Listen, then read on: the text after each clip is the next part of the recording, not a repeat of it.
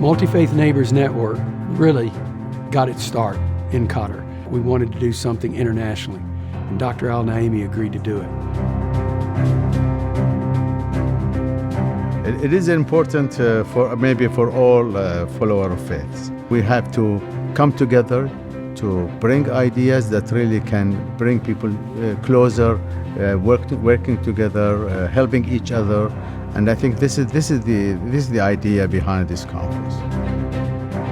This region of the world, a number of the Muslim countries in particular, have been quite closed to religious freedom. And now you've got a country that's working with this as a concept, saying we need to open this up. We've got a wide open city here in Doha, a tourist economy. We have to be open to people of other faiths. And it's my hope that then that really starts to catch on, not only here, but throughout the region.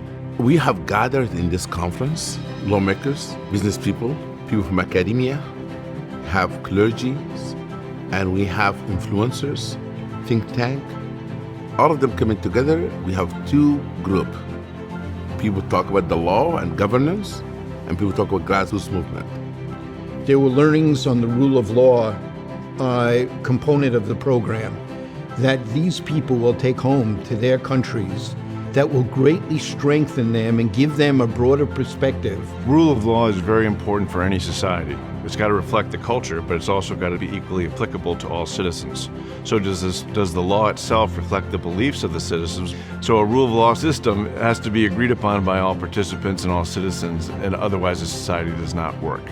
We have the models and the understanding and the framework that we all need. The grassroots have the voice to the masses. Clergy are the first line of defense. We want the clergy to lead this movement because they have audience.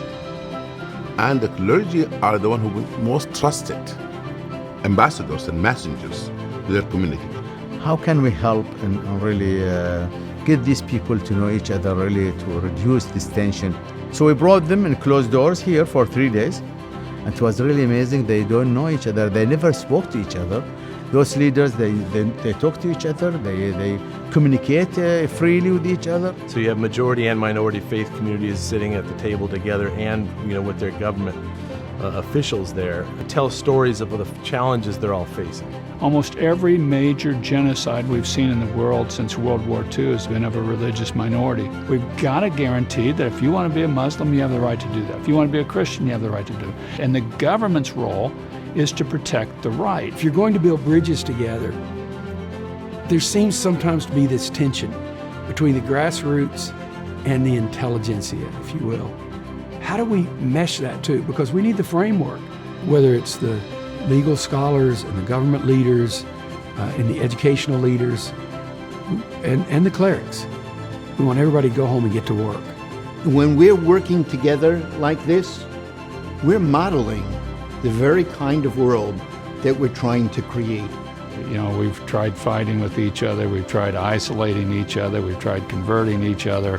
How about let's just try loving each other? Despite all the madness in the world right now, I have a lot of hope for the future because of Multi-Faith Neighbors Network and all the groups that are pulling together at conferences like this one. Coming to this conference has been the single most meaningful conference that I've ever come to in my entire life. This has helped me to open my eyes to other religions, to how to build ideological bridges.